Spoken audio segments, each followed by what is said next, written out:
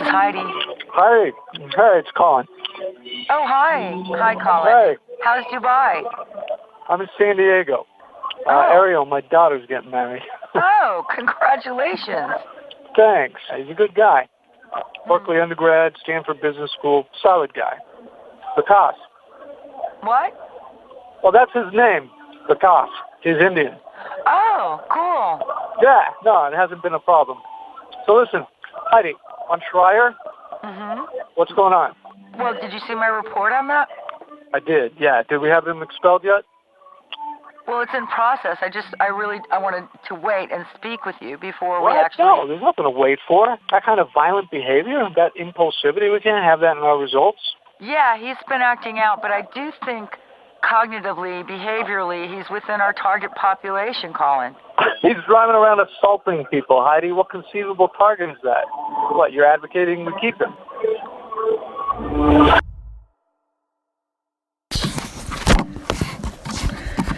Hi.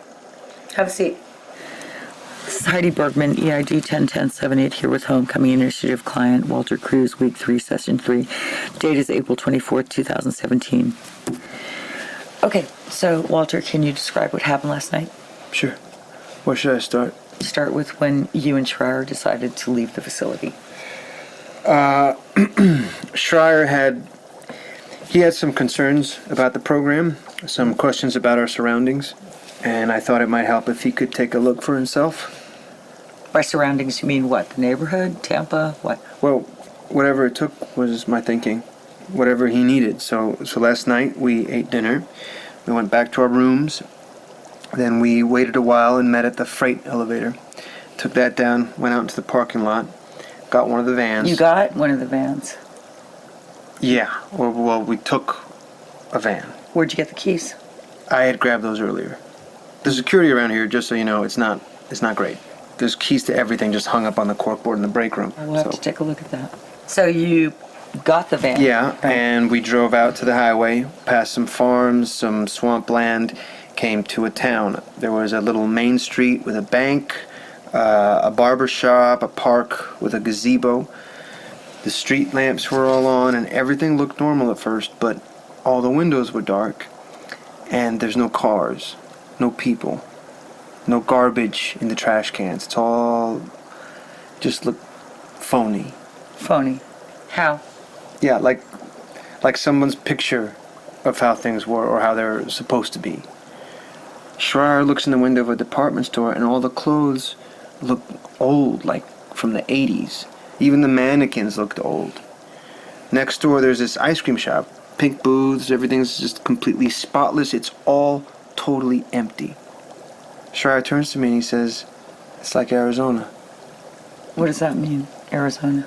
Well, just before we were deployed, me and Schreier and a bunch of other guys, we were sent to Arizona, to these model towns, these exact replicas of the towns in North Africa, so we could train under the actual conditions, you know? The furniture, the food, even the cups and plates. Okay, but Walter... Everything was an exact copy. And then when we got over to where we were stationed, when we were operational over there, every single thing they had shown us in the models, it was all perfect.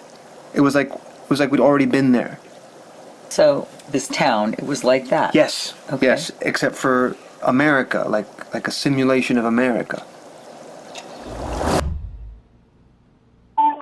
So listen, Schreier, He's a liability, I see that. this guy's a classic week 5 burnout. Classic. Paranoid ideation, irritability, anxiety. You're advocating and we wait until he, breaks down completely? But just cutting him off in midstream, isn't that something we should supervise? DOD will take care of all that. But we've seen what happens when we discontinue the treatment partway through. You remember trial 3, right? Heidi, of course I remember trial 3. I'm not just... What do you think I'm doing out here, huh? Is some kind of hobby for me? No, sorry. But if Schreier's removed from the program, based on what we know about interrupted treatment, the panic attacks, the hallucinations, will DOD really be equipped to manage that? Well, now, you know what? Now we're talking about things that are completely outside our jurisdiction, aren't we? Schreier belongs to the DOD. They will handle it. They have processes in place. But, Colin... Heidi, come on. Okay, understood. So we'll send Schreier back now. Yes. His buddy, what's his name? CRUZ? He's gone too. What? Walter, do you understand the seriousness of what you guys did? I mean, the position it put me in. That's why I'm trying to explain how this happened. Okay, so how did this happen? So we're looking into the ice cream shop, and then we hear someone yell. We turn, and there's this guy coming through the park in uniform. He's shining a light on us, and it looks like he's wearing a holster, like he's armed. I look over at Schreier, but he's already gone. He was running right at the guy. So Schreier jumps over some bushes and he runs into the park and tackles the guy. He's screaming orders. He's rolling him onto his stomach, throwing the gun aside. I run over there. Schreier's got his knee in the guy's back and he tells me to pick up the gun, except I look down and it's not a gun. It's one of those old-fashioned walkie-talkies with the long antenna, and I look closer to the guy's uniform and I see he's not a soldier. He's not even a cop. He's one of those private security guys. And he's terrified. He's like basically crying. And Schreier's screaming at him, "Where are we? Where are we?" And this old guy's trying to answer him. He's saying, Putnam Village. But Schreier's just screaming over him, saying, "Where are all the people? Where is everyone?" And the guy goes, "They're sleeping. It's 10:30 at night. It's a retirement community. Putnam Village." And you found this funny. Well, yeah, a little. I mean, we look around and it made sense. The gazebo, the corny ice cream shop, the way it was all old-fashioned but also plastic. Like Arizona. Right. And Schreier just goes, "Fuck me." He picks the guy up by his collar, dusts him off. We're both apologizing. I explain how we just got back, and it turns out the guy had been in the service too, in the Navy, so he was basically cool, though. He was definitely happy when we got in the van and left Putnam Village. Yeah, I bet he was. And as we're driving back, Schreier's whole mood was different. He was like elated because we were wrong, you know? Mm-hmm. We're really in Florida. We're getting help. That's all there is to it. Then he turns to me and he says, "Maybe we can get a job there." And I was like, "Where, at the retirement community?" And he says, "Yeah." And I was like, "Doing what?" Schreier says, "Doing security." That guy didn't know what the fuck he was doing. Me and you, we'd get this shit on lockdown. Get those old folks in line. What's the thing called where you make someone do push-ups until he throws up? Smoke them. Yeah, Schreier would smoke the old folks and just shape them right up, right? Oh my God, he would do that. He's like a big kid. He's just been having a tough time. They'll keep that in mind, right? Who will? If there needs to be any disciplinary action, or you'll tell them that, right? It was basically my fault. Mm-hmm. Schreier, he's a good guy.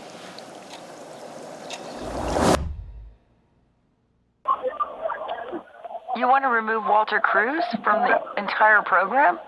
He was in the van with him, wasn't he, with Schreier? He beat up the guy too, right? No. Did you read? I wrote this all up. He wasn't. Yeah, but he was with him, right? He stole a vehicle, threatened a civilian. He's agitated. He's paranoid, right? It's the same as Schreier. No, not at all. CRUZ has shown no problematic symptoms. None. I mean, for him, this was really about, he felt compelled to help his friend, actually. He wanted to prove to Schreier that everything was okay. He believes in the process here. He's really committed. But CRUZ, he's in week 3, right? Correct, yes. And Schreier was in 5. I mean, what I'm saying here is, wouldn't we be better off just expelling CRUZ now before it gets messy? I mean, if he's 2 weeks away from this behavior, then it's best we get rid of him now. CRUZ, I'm saying. No. I see what you're saying, but I'm only hesitating because I think we'd be missing a real opportunity here, optically. Optically? Well, with CRUZ, we're going to get some very powerful data from his case. Yeah, and the fact that he'll have this incident on his record, won't that really dramatize the progress, the effectiveness when he completes the treatment? I mean, he's such a perfect case study, you know? Uh-huh. So I'd hate for us to leave that on the table because we didn't have faith in our own process. Yeah. Yeah, no, that's interesting. He was a tough case, lots of issues. We would have lost him, but then... Exactly, because the treatment is so effective. Well, sure. That sounds great, as long as you really feel confident that there won't be any additional misbehavior. Very confident. I'll be responsible for him. I take full responsibility. And we're sure that none of this is tied to errors in the cafeteria. The cafeteria? No. What do you mean? We're getting full attendance at the lunches, right? Yes, absolutely. Everyone's getting full doses. Yes. Well, as far as we can tell, given that we're administering the medication in this unconventional...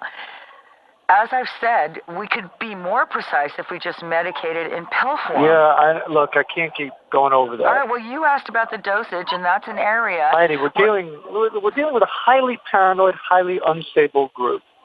All right? I mean, that's why they're there. Consistent, voluntary compliance just isn't a luxury we have with this population. Now, if you don't feel confident that the cafeteria It's not that, but we could be far more precise, Colin. Maybe that's our problem right there. Right? If they're receiving insufficient... I mean, that would explain a lot.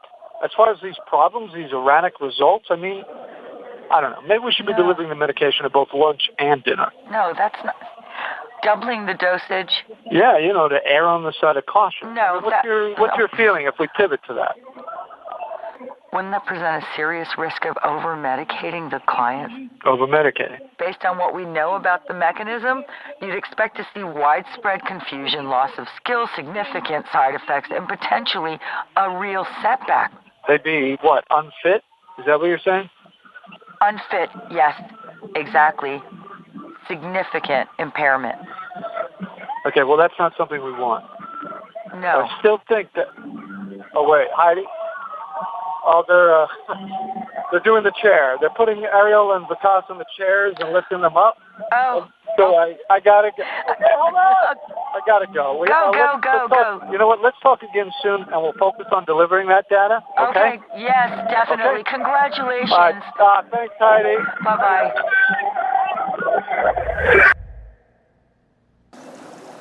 You feel like you need to take care of Schreier? Take care? No. But you two are close, obviously. Yeah, we spent a lot of time together. Yeah. Like, a lot. We had to. We were forced to. And eventually the fake external stuff, that all gets stripped away from you.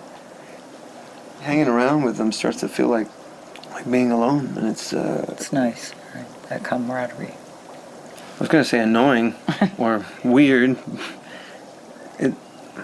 It's intimate. That's the word I'd use. It's like a marriage, maybe? I mean, I've never been married, but that's really the only way I can describe it.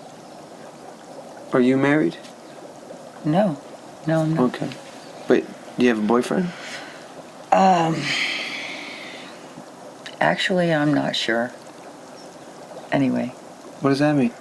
Let's just keep it about you, okay? So you're saying that because of the time that you spent with Schreier and those guys, there's a special bond between you. Sure, but there's also like this aggravating kind of... In the unit, it's just so... I don't know how to explain this. Okay, let's say we're taking a road trip somewhere. Okay, a road trip? Yeah. To where? Wherever you pick. Okay, Yosemite National Park. Perfect. Okay, yeah. All right. So a road trip to Yosemite. Mm-hmm. So we're in Florida. That's California. That's a pretty long drive. Mm-hmm. But we're like, hey, that'll be half the fun, right?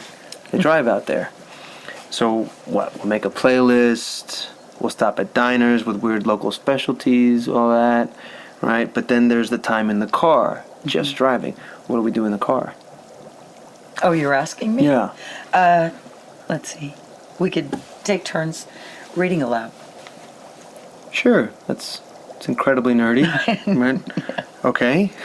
And supplies, right? We'll need to stock up gallons of water, beef jerky, peanuts, apples. Raisinets, yeah. Oh, yeah. No, you got it. Whole bucket of Raisinets. Okay. And we'll get 2 buckets of Raisinets. And we're planning what we're going to do when we get there. Mm-hmm. We're doing all that research, right? And we're booking hotels. We're looking up good hiking trails. But the whole time, we're essentially just driving. Right. It gets boring. Even if we're the most exciting people in the world. The playlist is over. You're not hungry or thirsty. You're out of funny stories. I'm so tired of reading out loud. I'm tired of listening to it. And it gets almost scary for a second. Like, we did this on purpose? And we just got to keep going?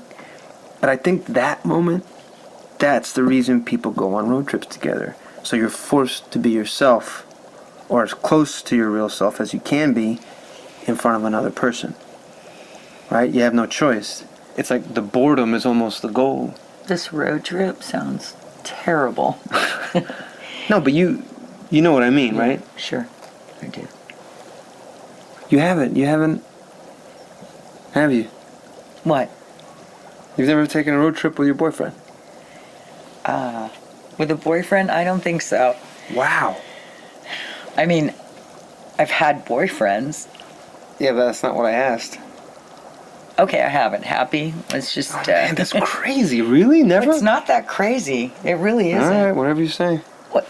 It's not like that defines a relationship, you know. Taking a road trip, there's lots of different things people do together. What's something that you've done that's like We are equivalent to so that? way off Just give me track one thing, like one here. story about you and someone you really liked. One story. Okay, let me see. I gave a guy a haircut once. How about that? Did you do a good job? No, I sort of liked it, but... He didn't? No, it's not like I had any training or anything. He said he wanted it long in front and short in the back, and it kind of turned out like... he looked like one of those dogs when they... You know, when they get back from the groomer and they don't really know what's going on, like they're ashamed. Oh, does that count? Yeah, that counts. Well, we broke up like a week later, so I guess it all worked out in the end. You happy now? I'm happy, yes.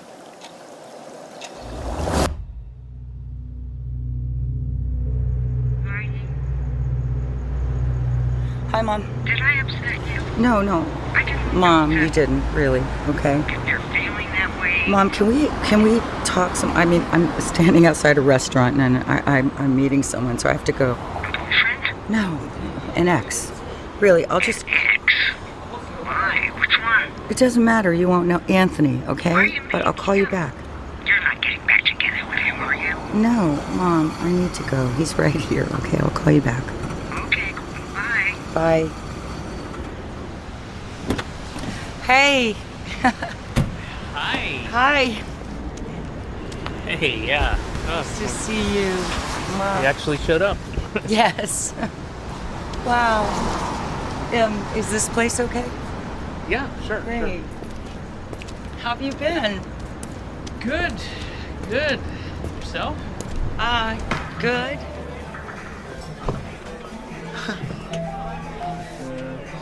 Where do you want to... There. Should we sit at the bar right there? Yeah, sure. Okay. They have a good appetizer sampler thing. Good. Great. Can I get that for you? Thank you. Wow. So you still working for Keebler? Keebler? Uh-huh. No, God, no. Not for 2 years now. Excuse me. Hi. Hey, Hi. you guys good at the bar, or do you be waiting for a table? We're sure, just we gonna could have eat a at drink. Oh, Oh, no. But no, definitely we can eat if you want. No, we can sit here. Okay, Can yeah. we sit here? Yeah, sure. Okay, great. Yeah, we'll have 2 vodka martinis. That's what you like, right? Sure. Yeah. Yeah. 2 martinis coming right up. I went to a mixologist thing that knows. You did. Yeah, 2 weeks, Oklahoma City. Are you a bartender now? I could be if I wanted to. I choose not to, but I can do it at home. Well, so why did you leave Keebler? Oh, well, they reorganized the whole marketing department when they switched to targeting children exclusively, and there were just massive firings, dozens of us. Oh gosh, where are you now? Big Chicken, Little Chicken? Oh, the chicken place. Fast right. food chicken. Yeah, it's been great. Yeah. I really like it. I mean, it's nothing like Keebler, which was just a viper's nest, brutal, cutthroat, totally thankless. And it's more straightforward. That sounds great. That sounds so good. It's good. It's good. And you? How's Tampa? Oh, I moved back. I'm home. You got a job here? I did. Yeah, it's like you were saying about your chicken job. I know what's expected, and I like the people I work with. So I'm sorry. There's a base here, or there's a VA, or whatever it is. Oh no, I'm working as a waitress now. You're joking. No. So you quit your job? I mean, that was the only thing that mattered to you, at all. I lost it, yeah, I guess. And after I left Tampa, I had a really hard time adjusting, and I didn't have the same capacity for work. Well, yeah, that was a very difficult time for me, too. I know. That's why I wanted to talk to you. Okay. Well, I know that things didn't end well, and I could have handled it better. Uh-huh. And I wanted to... I'm sure you've moved on, but No. I wanted to... No, I haven't. Okay. I mean, I'm fine, basically. Oh, I'm glad. I'm glad. But if there were things that you wanted to say or things you wanted to ask me, if I didn't give you that chance... I appreciate that very much. I have thought about this moment a lot, actually. Me too. Okay, you don't have to lie. No, it's true. Well, I find that surprising because that's not how it seemed at all. Well, how did it seem? Like you didn't care about anything besides yourself. Okay. I mean, look, you were like a zombie. I mean, you were totally consumed with your work, which I know how important that was to you, helping those guys. The guys? The soldiers you were working with. Right. But that made it so hard for me, because we were long distance. Here you go, 2 martinis. Okay, well, these are vodka martinis, yeah? Yeah, like you ordered. Thank Okay. you. Thank you very much. All right, thank you, thanks. So you were saying I seem consumed, yeah? Yeah, and I think it got unhealthy after a point. You had that boss, he was calling you constantly, no boundaries. My boss? Yeah, Colin, your boss or your supervisor. Colin, right. And I felt like totally neglected. And look, I know we'd never had any specific conversations, but I was thinking about marriage and kids, the whole thing. And it's so hard when you meet someone on the internet, to know what the stakes are. And I know what you mean. I do. I do. But did I say anything else about work? Anything weird that you noticed? Weird. What do you mean weird? Or just dealing with me, acting like that. What was that like? Well, it was awful. I mean, we'd set a time to talk, and then you'd blow it off. And when we did manage to get on the phone, I'd try to tell you about my day, and you'd have no interest. You just cut me off, and you only wanted to talk about yourself and your job. But did I say anything specifically that you remember about what was stressing me out? Anything? I don't know. Why are you asking me that? I just meant from your perspective, because you said I was so involved in it. That's all.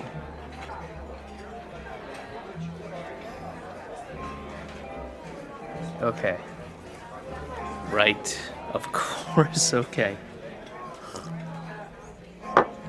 Is that why you wanted to see me? What do you mean? It just seems like that's what you're really interested in. What I remember about your work, not what I was going through. No, I am, really. Okay, well, you know what? You didn't tell me anything important if that's what you're worried about. Your precious, confidential, super top secret work was always off limits, all right? I mean, you treated me like a fucking child. Anthony. I can't believe this. What, are you covering your tracks or something? Are you even a waitress? Did you even really leave your job? Yes. I was discharged for misconduct. Misconduct. Okay, and what did you do? I don't know. God, you have not changed at all. Why did you even call me? No, it's not. I don't remember. Oh, please. I don't remember. Please. You broke up with me over the phone and then you hung up on me. Do you remember that? No, I don't. Well, I gotta say, that's not surprising. No, but it is. We dated for months. I should know that. Heidi, Jesus Christ. We dated for 2 years. 2 years. I remember that, wouldn't I? The end of that? Will you tell me what happened? We were on the phone. We were fighting. And your boss called. Colin. Yeah, why are you saying his name like that? How? Like you've never heard it before. You talked my ear off about that guy. He was driving you crazy. I don't remember him. You don't remember him at all. No, I don't.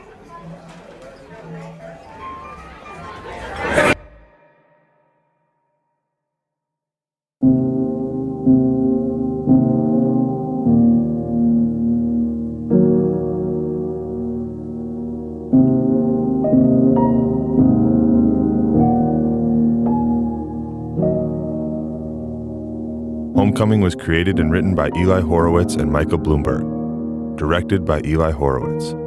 Sound design, editing, and music by Mark Henry Phillips. Produced by Alicia Vancouvering and Mark Henry Phillips. Casting by Henry Russell Bergstein. With performances by Catherine Keener, Oscar Isaac, David Schwimmer, David Cross, Amy Sedaris, Marcia Stephanie Blake, Aaron Saratsky, Babak Tafti, and Phyllis Somerville. Homecoming is a production of Gimlet Media.